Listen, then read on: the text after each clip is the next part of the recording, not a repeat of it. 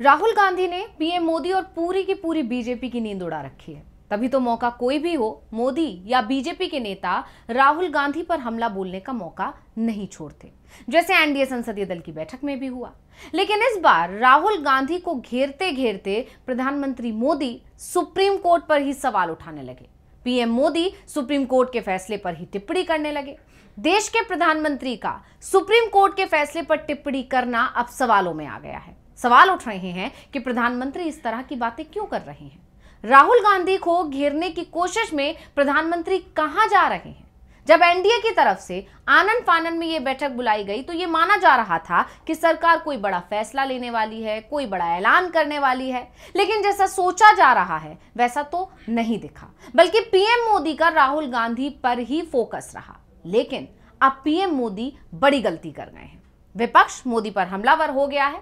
तो आज की स्पेशल रिपोर्ट में हम इसी पर बात करेंगे कि कैसे राहुल गांधी को घेरते घेरते पीएम मोदी सुप्रीम कोर्ट के आदेश पर ही सवाल खड़े कर गए हैं। नमस्कार, मैं हूं अंशिता। पीएम मोदी ने एनडीए संसदीय दल की एक बैठक बुलाई और उस बैठक में कहा कि सुप्रीम कोर्ट ने भी राहुल पर कड़ी टिप्पणी की है। पीएम मोदी ने यह भी कहा कि इतनी बड़ी कोई फटकार नहीं हो सकती। उन्होंने कहा कि इस पर हम क्या कहें, जब सुप्रीम कोर्ट ने ही कह दिया। ये तो अपना पैर पत्थर पर मारना ही नहीं, आ बैल मुझे मार वाली बात है। इतनी बड़ी फटकार कोई हो ही नहीं सकती जो कल सुप्रीम कोर्ट ने उनको लगाई है। यानी यहां पर पीएम मोदी राहुल गांधी को घेरने की कोशिश कर रहे थे। दरअसल ये मामला है सुप्रीम कोर्ट में राहुल गांधी से जब पूछा गया कि आपको कैसे पता कि चीन ने भारत की जमीन हड़पी है। यही नहीं, शीर्ष अदालत ने यहां तक कह दिया कि अगर आप सच्चे भारतीय होते तो ये सब नहीं कहते। अब यहां पर इसी बात की चर्चा लगातार हो रही है कि राहुल गांधी को फटकार कैसे लगी, क्या टिप्पणियां सुप्रीम कोर्ट की तरफ से कही गई। इसी पर हर तरफ चर्चा चल रही है। पूरी बीजेपी सिर्फ यही दिखाने की कोशिश कर रही है कि राहुल गांधी जो चीन को लेकर सरकार पर आरोप लगाते हैं, जो दावे करते हैं, उसको लेकर उल्टा सुप्रीम कोर्ट से उनको ही फटकार लग गई है। लेकिन यहां गौर करने वाली बात यह है कि पीएम मोदी ने सुप्रीम कोर्ट के टिप्पणियों पर तो गौर किया, लेकिन कोर्ट के फैसले पर ध्यान नहीं दिया और ना ही उसका जिक्र किया। क्योंकि कोर्ट ने राहुल गांधी की याचिका पर मूल शिकायतकर्ता और उत्तर प्रदेश सरकार को एक नोटिस भी जारी कर दिया है और नोटिस जारी करते हुए निचली अदालत की कार्रवाई पर रोक भी लगा दी थी। यानी साफ है कि कोर्ट ने राहुल को राहत दी थी, लेकिन पीएम तो सुप्रीम कोर्ट की टिप्पणियों के सहारे राहुल गांधी को बस घेरने में लग गए।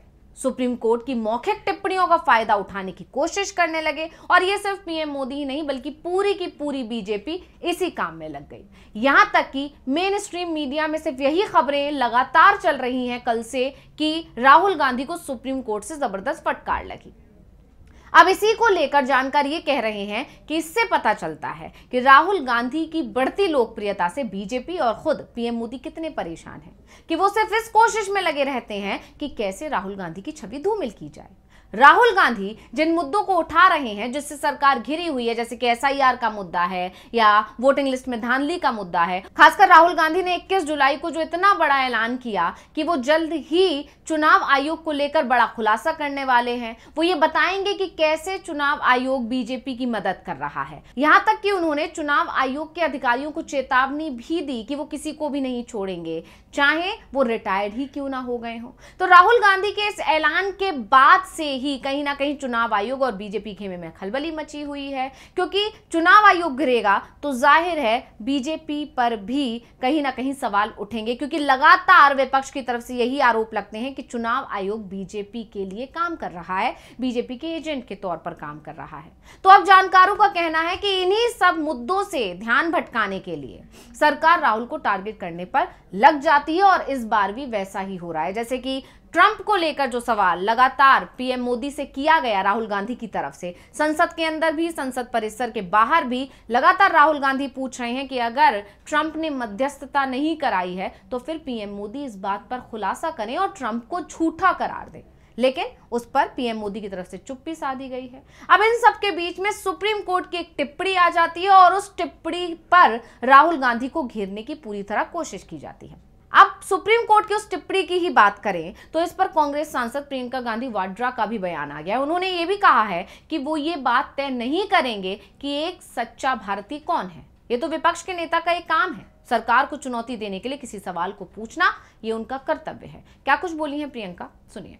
सच्चा भारतीय है, कौन सच्चा भारतीय नहीं है, ये तो मुझे लगता है कि मतलब न्यायपालिका के प्रति पूरे आदर के साथ कह रही हूँ कि ये तो उनके दायरे में नहीं होता डिसीजन। ये कोई जस्टिस तो नहीं तय करेंगे। दूसरा, राहुल जी ने हमेशा आर्मी का, सेना का आदर किया है। उनके दिल में उन सेना के प्रति, सैनिकों के प्रति, उनके अफसरों के प्रति पूरी तरह से आदर है। और हर भाषण में जब भी बोलते हैं, जब भी उनका हम कुछ भी भाषण या कोई भी टिप्पणी सुनते हैं, उसमें वो आदर बहुत स्पष्ट दिखता है। जो लीडर ऑफ ऑपोजिशन होते हैं, जो नेता प्रतिपक्ष हैं, उनका जो कर्तव्य है वो ये है कि सरकार से सवाल पूछना, ठीक है, ये उनका कर्तव्य है। तो वो अपना कर्तव्य निभाते हैं। जब सरकार से सवाल पूछते हैं, उनको पसंद नहीं है, वो जवाब नहीं देना चाहते, इसलिए ये सब चीजें वो कराते हैं। सही, बहुत स्पष्ट बात है। अभी सदन नहीं चल रहा है, कितने दिनों से नहीं चल रहा है, और मैं सोच रही थी कि कितना मुश्किल है। सबसे बात करें, कह दें हम चर्चा कर लेंगे। कितना मुश्किल है सदन को चलाना। क्या इतने दुर्बल हो गए कि इनसे सदन ही नहीं चल रहा है अब, कि रोज हमको ये करना पड़ रहा है क्योंकि एक बात पे चर्चा नहीं करना चाहते? क्यों नहीं कर सकते चर्चा? SIR पूरे देश भर में करा रहे हैं, पूरे देश भर का मुद्दा है, बात करिए। आपने सिंदूर पे चर्चा की तो इस पे भी चर्चा करिए, देश को सुनने दीजिए। हमारा पक्ष भी है, उनका पक्ष भी है, तो इसमें घबराहट क्या है? तो ये तो इनकी दुर्बलता है कि सदन ही नहीं चला पा रहे। यही नहीं, उन्होंने पीएम मोदी के बयान पर भी पलटवार किया और पलटवार करते हुए कहा कि सरकार को उनका सवाल करना पसंद नहीं आ रहा है, उन्हें जवाब ना देना पड़े, इसलिए वो ये सारे हथकंडे अपना रहे हैं। वो इतने कमजोर हो गए हैं कि संसद को भी सही तरह से नहीं चला पा रहे हैं। एक ऐसा मुद्दा जिस पर चर्चा की मांग पूरे विपक्ष की तरफ से की जा रही है, तो वो क्यों चर्चा नहीं करवा सकते? तो यहां पर कहीं ना कहीं SIR के मुद्दे का जिक्र प्रियंका गांधी ने कर दिया है, क्योंकि SIR पर लगातार विपक्ष हमलावर है, चर्चा की मांग कर रहा है, लेकिन सरकार इसके लिए राजी नहीं है। अब 7 अगस्त को जो बैठक होनी है, इंडिया गठबंधन की एक बैठक बुलाई गई है, राहुल गांधी के नेतृत्व में वो बैठक होगी, उनके आवास पर यह बैठक बुलाई गई है। इस बैठक ने भी कहीं ना कहीं बीजेपी खेमे में खलबली पैदा कर दी है। इसीलिए सुप्रीम कोर्ट की एक टिप्पणी का सहारा लेकर सिर्फ राहुल गांधी को टारगेट किया जा रहा है। अब ये विपक्ष का आरोप है बीजेपी पर। अब अगर सुप्रीम कोर्ट के टिप्पणी के बारे में बात की जाए तो राहुल गांधी की ओर से जो वरिष्ठ अधिवक्ता डॉक्टर अभिषेक मनु सिंघवी वहां मौजूद थे, उन्होंने कहा कि अगर कोई विपक्षी नेता मुद्दे नहीं उठा सकता तो ये एक दुर्भाग्यपूर्ण स्थिति होगी। सिंघवी ने यह भी कहा कि अगर वो प्रेस में छपी ये बातें नहीं कह सकते तो वो विपक्ष के नेता नहीं हो सकते। इस पर न्यायमूर्ति दत्ता ने उनसे पूछा कि आपको जो भी कहना है संसद में क्यों नहीं कहते, आपको सोशल मीडिया पोस्ट में ऐसा क्यों कहना पड़ रहा है। गांधी की टिप्पणियों पर असहमति जताते हुए न्यायमूर्ति दीपांकर दत्ता ने पूछा कि डॉक्टर सिंघवी ये बताइए, आपको कैसे पता चला कि 2000 वर्ग किलोमीटर भारतीय क्षेत्र पर चीनियों ने कब्जा कर लिया था? क्या आप वहां मौजूद थे? क्या आपके पास कोई विश्वसनीय सामग्री है? आप बिना किसी सबूत के ये बयान क्यों दे रहे हैं? अगर आप एक सच्चे भारतीय होते तो आप ये सब नहीं कहते। इस पर सिंघवी की तरफ से जवाब भी दिया गया कि ये भी संभव है कि एक सच्चा भारतीय कहे कि हमारे 20 भारतीय सैनिकों को पीटा गया और मार डाला गया और ये चिंता का विषय है। तो सिंघवी ने यह भी कहा कि गांधी केवल उचित प्रकटीकरण और सूचना के दमन पर चिंता व्यक्त करने के मुद्दे पर थे, लेकिन न्यायमूर्ति दत्ता ने कहा कि सवाल उठाने के लिए एक उचित मंच मौजूद है। सिंघवी ने यह तो स्वीकार किया कि याचिकाकर्ता अपनी टिप्पणियों को बेहतर ढंग से व्यक्त कर सकते थे। उन्होंने ये भी कहा कि शिकायत केवल सवाल उठाने के लिए उन्हें परेशान करने के प्रयास के अलावा और कुछ नहीं है, जो एक विपक्षी नेता का कर्तव्य है। उन्होंने ये भी बताया कि धारा 223 BNSS के अनुसार किसी आपराधिक शिकायत का संज्ञान लेने से पहले अभियुक्त की पूर्व सुनवाई जरूरी है, जिसका इस मामले में पालन नहीं किया गया है। हालांकि न्यायमूर्ति दत्ता ने बताया कि धारा 223 का ये बिंदु उच्च न्यायालय के समक्ष नहीं उठाया गया था। सिंघवी ने माना कि इस बिंदु को उठाने में चूक हुई। उन्होंने कहा कि उच्च न्यायालय में चुनौती मुख्य रूप से शिकायतकर्ता के अधिकार क्षेत्र पर केंद्रित थी।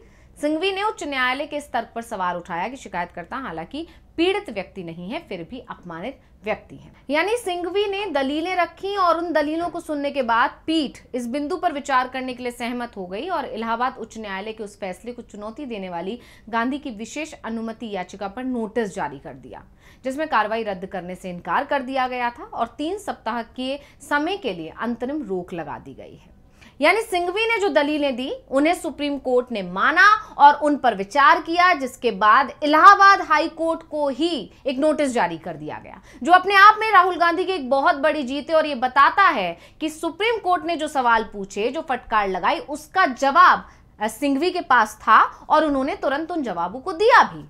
यहां पर यह साफ है कि राहुल गांधी पर जो सवाल उठाए गए हैं उन सवालों का कोई मतलब नहीं है, क्योंकि आखिर में उनको कहीं ना कहीं राहत मिली है। लेकिन पूरी की पूरी बीजेपी सिर्फ ये प्रोजेक्ट करने में लगी है कि राहुल गांधी ने जो सवाल पूछे इस पर सुप्रीम कोर्ट भी नाराज है। यानी साफ है कि राहुल गांधी को घेरने के चक्कर में कहीं ना कहीं सुप्रीम कोर्ट के फैसले पर ही सवाल खड़ा कर दिया गया पीएम मोदी की तरफ से, और इसी को लेकर अब विपक्ष पीएम मोदी को घेर रहा है। तो स्पेशल रिपोर्ट आपको कैसी लगी हमें कमेंट करके अपनी राय जरूर दीजिएगा। इसी के साथ मुझे दीजिए इजाजत। देखते रहिए टीवी लाइव। नमस्कार।